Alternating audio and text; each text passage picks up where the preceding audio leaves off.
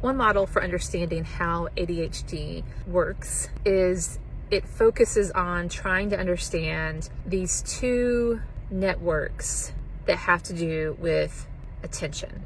So one of them they call the default mode network, and this is kind of mind-wandering, daydreamy. And then there is the task positive network, and the task positive network, it is more task focused. So in people who don't have ADHD, there is a more of a delineation between these two. It functions more as a seesaw. When you need to access the task positive network, you can.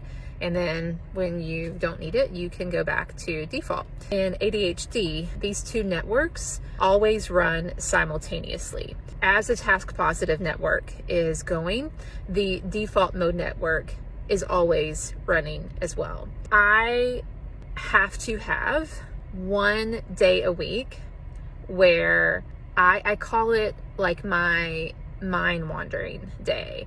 I get to just mind wander. I work, I do notes, I grade papers. Staying in task positive mode is it's hard. It's tiring.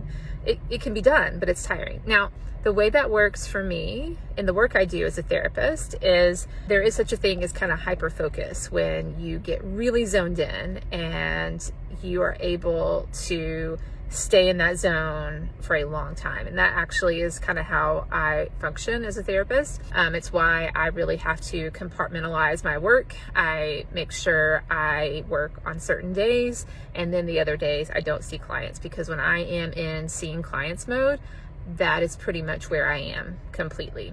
It doesn't mean that my default mode network doesn't still show up, because it does. And the way I handle that is I've learned to have, I have a piece of paper or like a notebook that is just for things that pops up for me.